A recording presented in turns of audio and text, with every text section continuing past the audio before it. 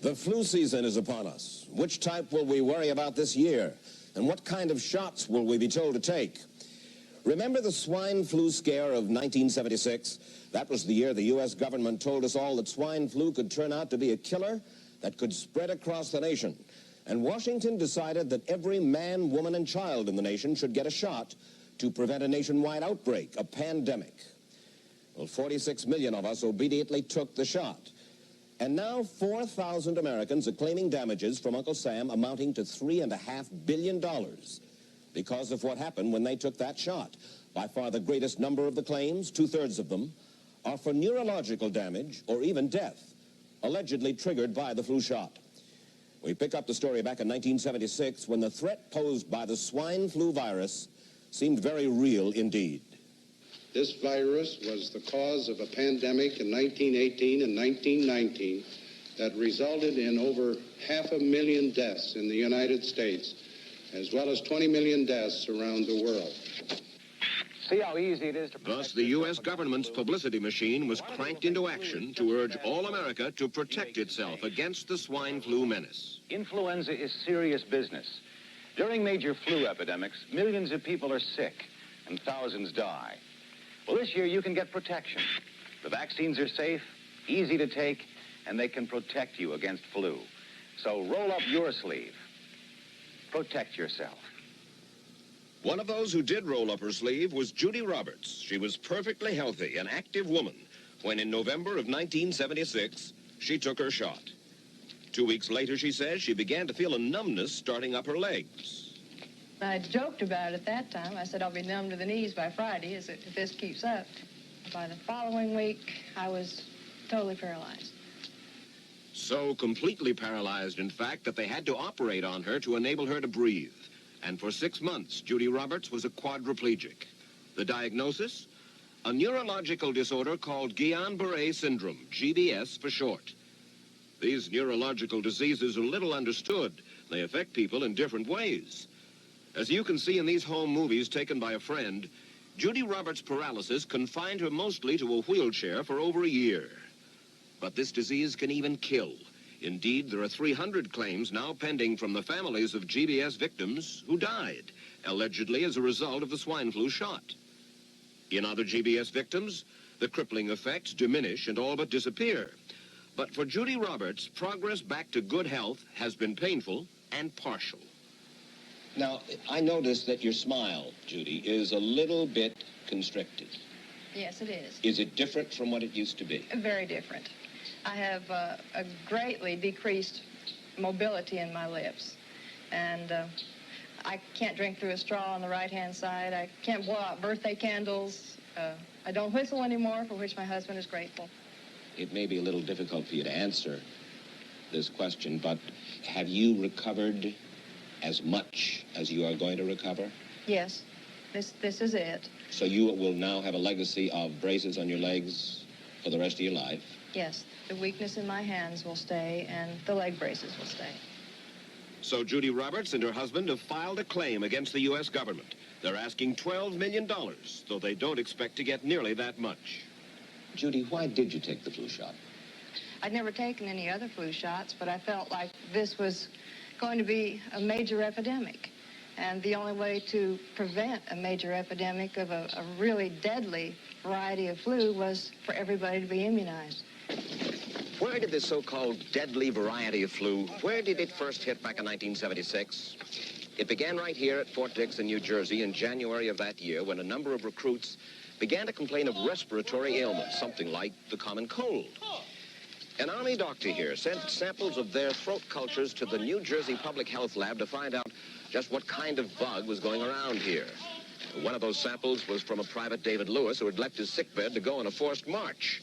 Private Lewis had collapsed on that march, and his sergeant had revived him by mouth-to-mouth resuscitation. But the sergeant showed no signs of illness. A few days later, Private Lewis died. If this disease is so potentially fatal that it's going to kill a young, healthy man, a middle-aged school teacher doesn't have a prayer. The New Jersey lab identified most of those soldiers' throat cultures as the normal kind of flu virus going around that year, but they could not make out what kind of virus was in the culture from the dead soldier and from 4 others who were sick. So they sent those cultures to the Federal Center for Disease Control in Atlanta, Georgia, for further study. A few days later, they got the verdict: swine flu. But that much publicized outbreak of swine flu at Fort Dix involved only Private Lewis, who died, and those 4 other soldiers who recovered completely without the swine flu shot. If I had known at that time that the boy had been in a sick bed, got up, went out on a forced march, and then collapsed and died, I would never have taken the shot. The rationale for our recommendation was not on the basis of the death of a single individual, but it was on the basis that when we do see a change in the characteristics of the influenza virus, it is a massive public health problem in this country. Dr. David Senser, then head of the CDC, the Center for Disease Control in Atlanta, is now in private industry. He devised the swine flu program, and he pushed it. You began to give flu shots to the American people in October of '76. October 1st. By that time, how many cases of swine flu around the world had been reported? There had been several reported, but none confirmed. There had been cases in Australia that were reported by the press, by the news media. There were cases in... None confirmed. Did you ever uncover any other outbreaks of swine flu anywhere in the world? No. Now, nearly everyone was to receive the shot in a public health facility where a doctor might not be present. Therefore, it was up to the CDC to come up with some kind of official consent form, giving the public all the information it needed about the swine flu shot. This form stated that the swine flu vaccine had been tested. What it didn't say was that after those tests were completed, the scientists developed another vaccine. And that was the one given to most of the 46 million who took the shot. That vaccine was called X53A. Was X53A ever field tested? I can't say. I would have to... It wasn't. I don't know. Well, I would think that you're in charge of the program. I would have to check the records. I haven't looked at this in some time. The information form, the consent form, was also supposed to warn people about any risks of serious complications following the shot. But did it? No, I had never heard of any reactions other than a sore arm, fever, this sort of thing. Judy Roberts' husband, Gene, also took the shot. Yes, I looked at that document. I signed it. Nothing on there said I was going to have a heart attack or I'd get Guillain-Barré, which I never heard of. What if people from the government, from the Center for Disease Control, what if they had indeed known about it? What would be your feeling? They should have told us.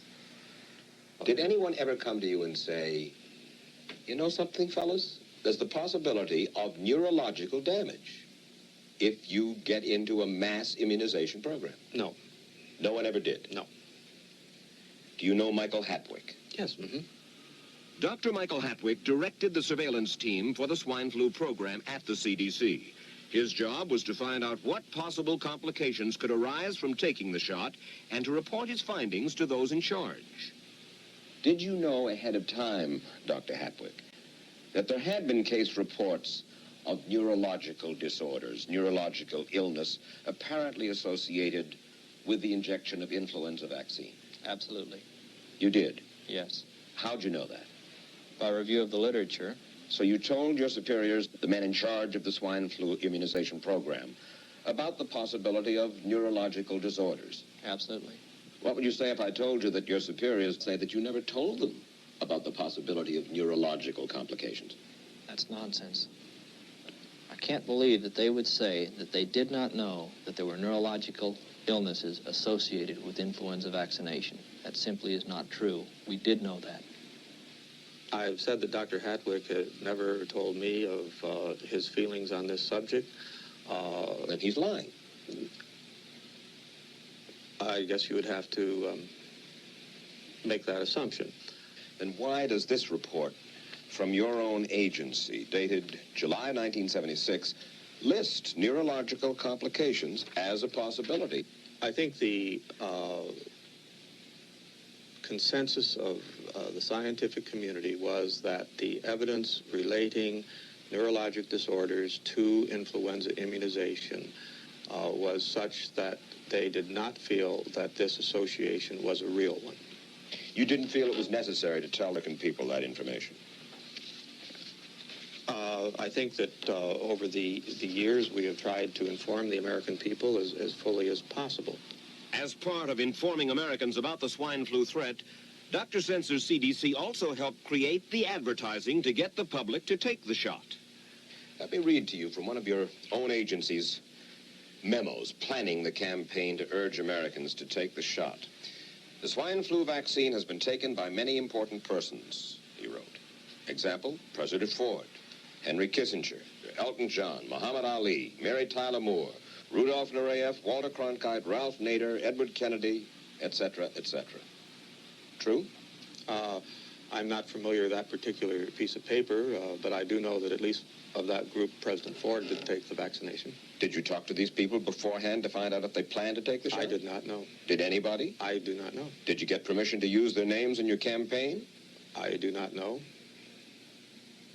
Mary, did you take a swine flu shot? No, I did not. Did you give them permission to use your name saying that you had or were going to? Absolutely not. Never did. Did you ask your own doctor about taking the swine flu shot? Yes, and at the time he thought it might be a good idea. But I resisted it because I was leery of having the symptoms that sometimes go with that kind of inoculation. So you didn't? No, I didn't. Have you spoken to your doctor since? Yes. And? He's delighted that I didn't take that shot. You're in charge. Somebody's in charge.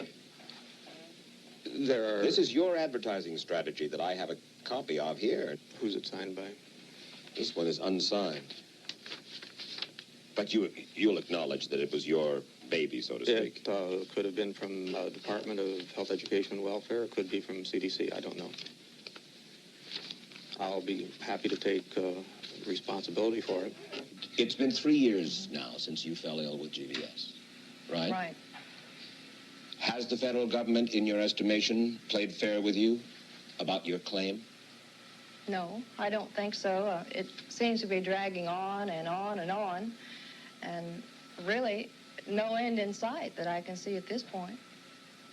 With respect to the cases of Guillain-Barré, allegedly... Former Secretary of HEW Joseph Califano, too, was disturbed that there was no end in sight. So a year and a half ago, he promised that Uncle Sam would cut the bureaucratic red tape for victims suffering from GBS and would pay up quickly. We shouldn't hold them to an impossible or too difficult standard of proving that they were hurt. Even if we pay a few people a few $1,000s that might not have deserved it, I think justice requires that we promptly pay those people who do deserve it. Who's making the decision to be so hard-nosed about settling? Well, I assume the Justice Department is. Griffin Bell before he left? Well, the Justice Department agreed to the statement I made. It was cleared word for word with the lawyers in the Justice Department by my HEW lawyers. And that statement said, in effect... That statement said that we should pay Guillain-Barré claims without regard to whether the federal government was negligent if they resulted from the swine flu shot. I think the government knows it's wrong. If it drags out long enough, that people will just give up. Let it go. I am a little more adamant in my thoughts than my wife is because I told Judy to take the shot. She wasn't going to take it, and she never had shots. And I'm mad with my government because they knew the facts, but they didn't release those facts because if they had released them, the people wouldn't have taken. And they can come out tomorrow and tell me there's going to be an epidemic, and they can drop off like flies next to me. I will not take another shot that my government tells me to take. Meantime, Judy Roberts and some 4,000 others like her are still waiting for their day in court.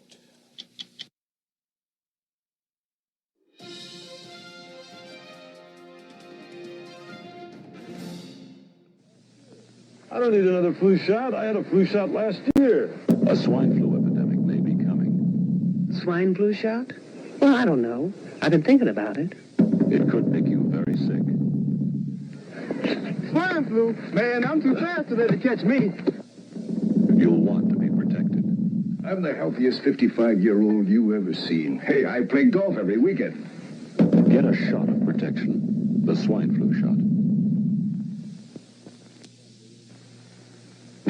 Joe brought it home from the office. He gave it to Betty and one of his kids and to Betty's mother. But Betty's mother went back to California the next day. On her way to the airport, she gave it to a cab driver, a ticket agent, and one of the charming stewardesses. At school, Joe's kid gave it to some other kids, and Mrs. Merrill got it and gave it to her husband.